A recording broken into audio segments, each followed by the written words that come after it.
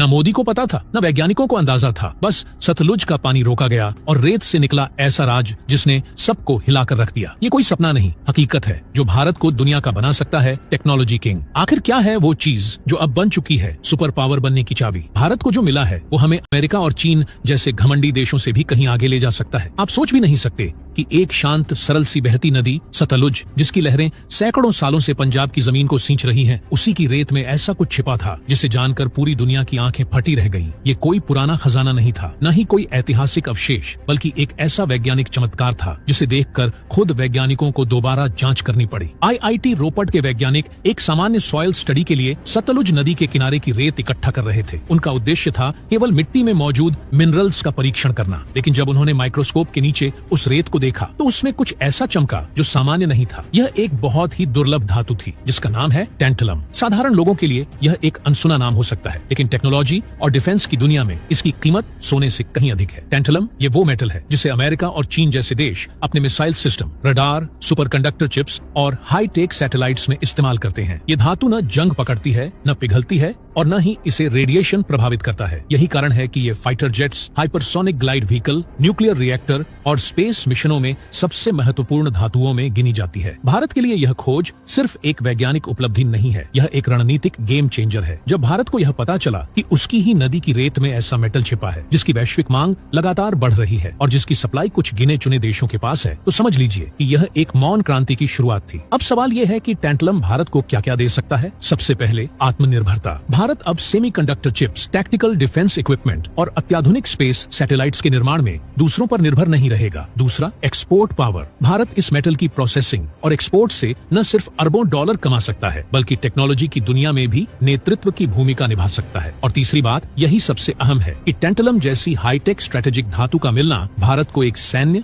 और तकनीकी महाशक्ति की ओर ले जा सकता है। चीन और अमेरिका जैसे देश जो अब तक इन मेटल्स की मदद से बाकी देशों को कंट्रोल करते थे, अब उन्हें भारत की तरफ देखना पड़ेगा, और वो भी डर और ईर्ष्या के साथ। इस खोज ने दुनिया को यह संदेश दे दिया है कि भारत की मिट्टी सिर्फ खेती के लिए नहीं बनी, यह उन दुर्लभ संपत्तियों को भी छुपाए बैठी है जो आने वाले समय में भारत की दिशा और दशा दोनों बदल सकती हैं। और सतलुज की यह शांत रेत अब भारत की सबसे तेज उभरती ताकत की कहानी बयां कर रही है। अब यह कोई सामान्य घटना नहीं है, यह वो मोड़ है जहां भारत एक वैज्ञानिक खोज के सहारे वैश्विक शक्ति संतुलन को झकझोरने जा रहा है। टैंटलम की यही ताकत है और भारत का यही भविष्य है। टैंटालम एक ऐसा नाम जिसे सुनते ही टेक्नोलॉजी, डिफेंस और मेडिकल साइंस की दुनिया सतर्क हो जाती है। शायद आपने पहले कभी न सुना हो, लेकिन आने वाला समय इसी नाम को न्यूज हेडलाइन की सबसे ऊपरी पंक्ति में ले आएगा, क्योंकि यह कोई मामूली धातु नहीं है, यह है भविष्य का मेरुदंड। इसकी सबसे अनोखी खूबी है इसकी खामोशी। न टूटता है, न घिसता है, न ही किसी केमिकल के सामने प्रतिक्रिया देता है। एसिड हो, 3000 डिग्री सेल्सियस तक की तापमान हो या फिर रेडिएशन की बारिश, टंटालम की संरचना में कोई हलचल नहीं होती। जैसे यह धातु तपस्वी बन चुका हो, स्थिर, शांत और अडोल। मेडिकल साइंस में इसे बायो कंपैटिबल मेटल माना जाता है, यानी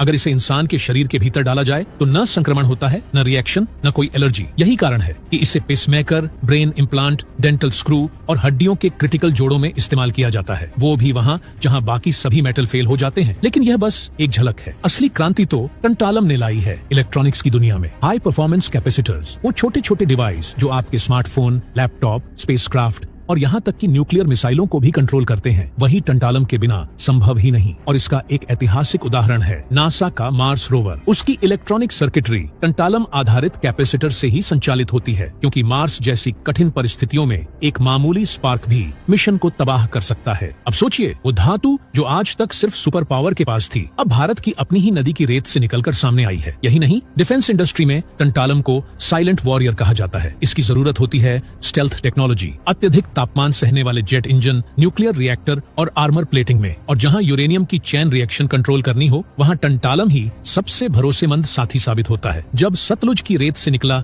यह चमत्कारी धातु दुनिया के सामने आया, तो महज भारत ही नहीं बल्कि ग्लोबल स्ट्रेटेजिक पावर बैलेंस भी हिल गया, क्योंकि टंटालम का उत्पाद वैश्विक स्तर पर महज 5% हिस्से तक सीमित है और अब भारत उस नक्शे में शामिल हो चुका है। जैसे ही इस खोज की पुष्टि हुई, इंटरनेशनल रेयर अर्थ मार्केट में उथल पुथल मच गई। विश्लेषकों ने कहा, India has entered the rare earth game. अब तक यह डिप्लोमेसी केवल चीन की उंगलियों पर नाच रही थी, क्योंकि 60% से अधिक क्रिटिकल मिनरल्स पर उसी का कब्जा था। लेकिन जब चीन ने अपने एक्सपोर्ट्स रोके, तब अमेरिका और यूरोप को अपनी असल हैसियत का एहसास हुआ और आज भारत के पास वो मौका है कि वह सिर्फ हिस्सा नहीं बने, वो दिशा तय करे। भारत सरकार अब इस मेटल को स्ट्रेटेजिक मिनरल घोषित करने की तैयारी में है। इसका अर्थ है कि इसकी खुदाई, शोधन और वितरण BARC, DRDO और इसरो जैसी एजेंसियों की देखरेख में होगा। पंजाब सरकार ने GSI के साथ मिलकर सतलुज बेल्ट की साइंटिफिक मैपिंग शुरू कर दी है, ताकि यह पता लगाया जा सके कि और कहां-कहां ऐसे भंडार मौजूद हैं। दुनिया के विश्लेषक इसे इंडियाज रेयर अर्थ मोमेंट कह रहे हैं, कुछ वैसा ही जैसा पिछली सदी में मिडिल ईस्ट के देशों ने अनुभव किया था, जब तेल उनके पैरों के नीचे था। लेकिन यहाँ दिलचस्प बात यह है कि भारत को यह उपहार नेचर ने खुद सौंपा, एक एक्सीडेंटल डिस्कवरी के जरिए। अब सोचिए, अगर इस खोज को योजनाबद्ध तरीके से विकसित किया जाए तो भारत किन किन क्षेत्रों में क्रांति ला सकता है। सबसे पहले चिप मैन्युफैक्चरिंग। टंटालम के सहारे भारत अपने खुद के फैब्रिकेशन यूनिट्स खड़ा कर सकता है,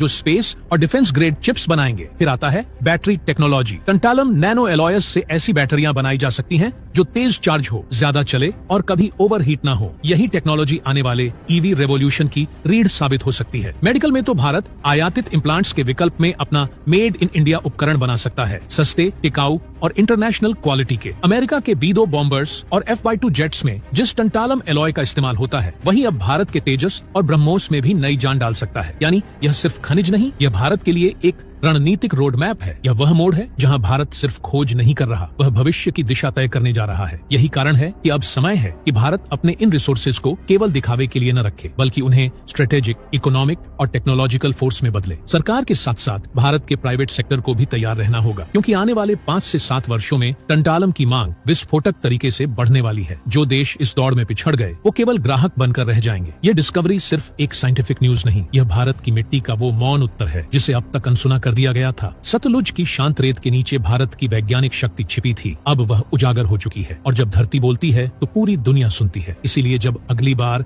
आप किसी नदी के किनारे खड़े हों, याद रखिए, भारत की मिट्टी में सिर्फ बीता हुआ कल नहीं, आने वाला कल भी दबा हुआ है। और अगर आप मानते हैं कि यह खोज भारत को टेक्नोलॉजिकल सुपर पावर बना सकती है, तो अपनी आवाज बुलंद कीजिए, कमेंट करिए, अपनी राय बताइए। जय हिंद, जय भारत।